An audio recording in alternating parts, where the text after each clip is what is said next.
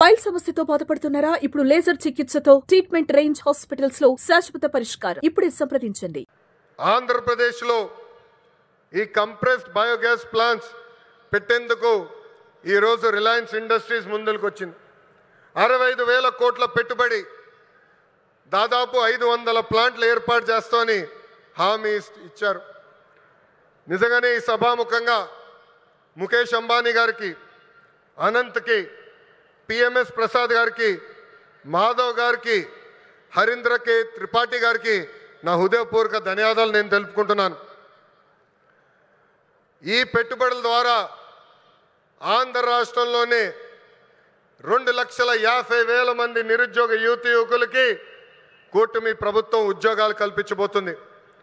ప్రకాశం, అనంతపురం, కడపలో ఉన్న 5 లక్షల ఎకరాల బేడు భూమికి వినియోగంలోకి తీసుకుని రాబోతున్నాం.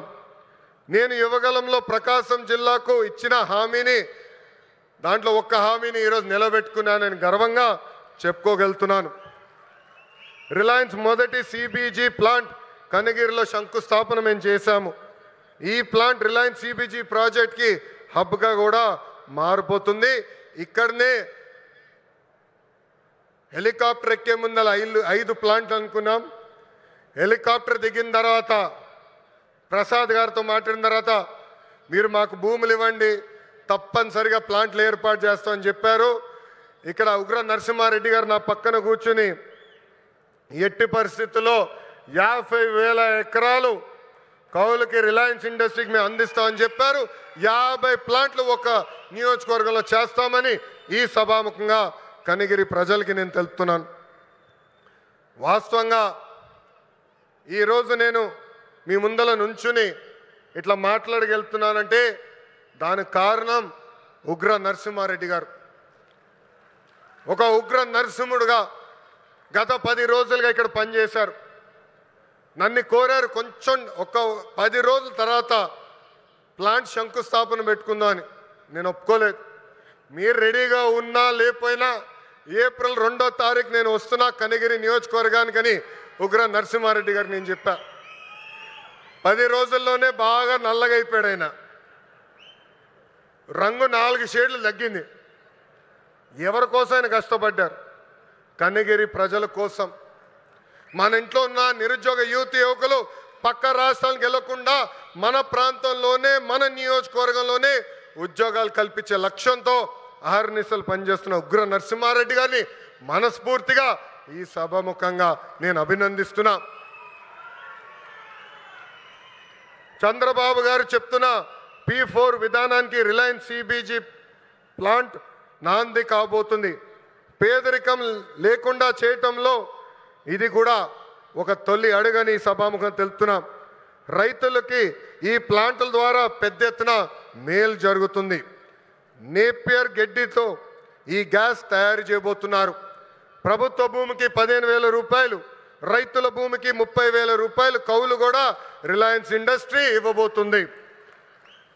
రైతులు గడ్డి పెంచిస్తే టన్నుకింత అని కూడా వాళ్ళు డబ్బులు ఇవ్వబోతున్నారు.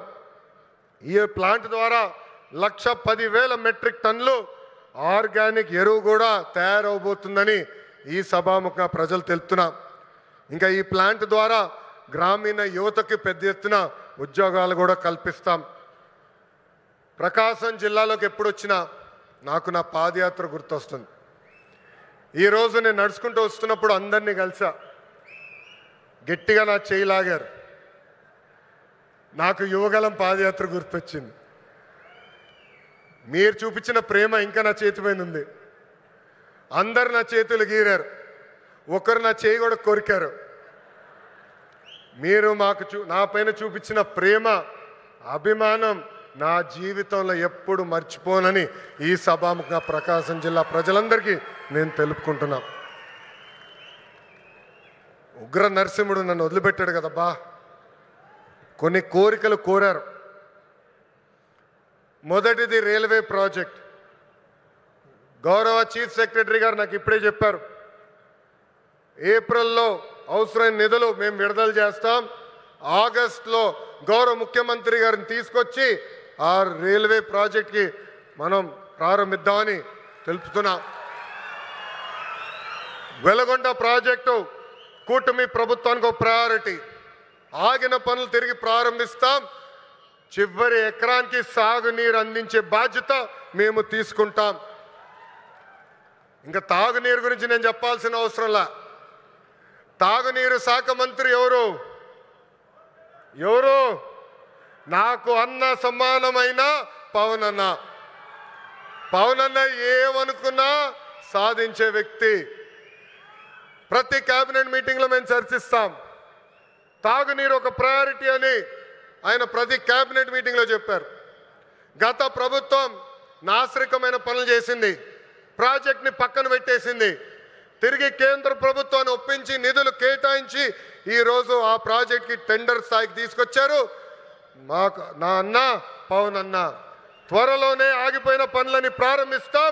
ప్రతి గడపకి కుళాయి ద్వారా తాగునీరు కూడా అందించే బాధ్యత కూటమి ప్రభుత్వం తీసుకుంటుందని ఈ సభాముఖంగా తెలుపుకుంటూ ప్రకాశం జిల్లా ప్రజలందరూ ఒకటే కోరుతున్నా.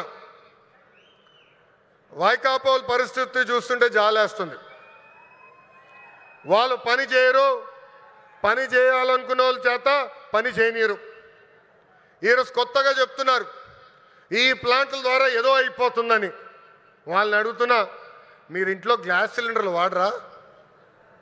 కట్టెపొయ్యిలు వాడుతున్నారా? ఆ గ్యాస్ తయారు చేసే ప్లాంట్ ఇది.